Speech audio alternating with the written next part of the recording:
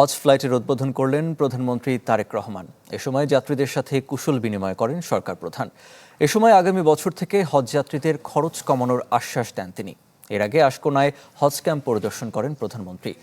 রাত 12:30টায় হজরত শাহজালাল আন্তর্জাতিক বিমানবন্দর থেকে 419 হজ যাত্রী নিয়ে জেদ্দার উদ্দেশ্যে যাত্রা করে প্রথম ফ্লাইট। মহান আল্লাহর সন্তুষ্টির জন্য পবিত্র হজের উদ্দেশ্যে ধর্মপ্রাণ মুসল্লিদের যাত্রা।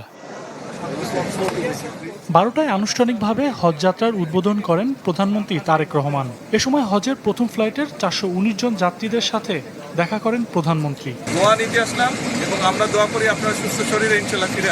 প্রথমবারের মতো হজ যাত্রা উদ্বোধন করতে এসে যাত্রীদের সাথে কুশল বিনিময় করেন। দোয়া চান দেশের মানুষের জন্য। আশ্বাস দেন আগামী বছর থেকে হজ যাত্রার খরচ কমানোর। আপনাদের কাছে আমার বিনীত অনুরোধ থাকবে, আপনারা এই বাংলাদেশের নাগরিক হিসেবে, বাংলাদেশের সন্তান হিসেবে হজে যাচ্ছেন।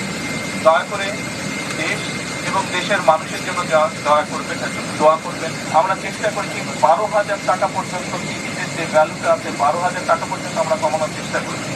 ইনশাল্লাহ আমাদের চেষ্টা থাকবে যে আগামী বছর আমরা যাতে আরো খরচটা কমাতে পারি, যাতে আগামী বছর হয়তো আপনাদের মধ্যে থেকেও যোগ্য যাবেন, আরো অনেক হাজ দেবেন, তাদেরকে যাতে আরো কম খরচে আমরা হজে পাঠানোর ব্যবস্থা করতে পারি। সেই তৌফিকও যাতে আল্লাহ আমাদেরকে দেন, সেই রহমতও যাতে দেন আল্লাহ, দয়া করে সেটির জন্য দোয়া করবেন। এর আগে রাত 11টার দিকে আশকোনায় হজ ক্যাম্প পরিদর্শন করেন প্রধানমন্ত্রী। পরে হজ যাত্রীদের নিয়ে মোনাজাত করেন সরকার প্রধান। ধর্ম মন্ত্রণালয় বলছে ৭৮,৫০০ জন হজযাত্রী এবছর হজ পালনে যাবেন। তাদের মধ্যে সরকারি মাধ্যমে যাবেন ৪,৫৬৫ জন এবং হজ এজেন্সির মাধ্যমে ৭৩,৯৩৫ জন। সজল সাইক, চ্যানেল 24, ঢাকা।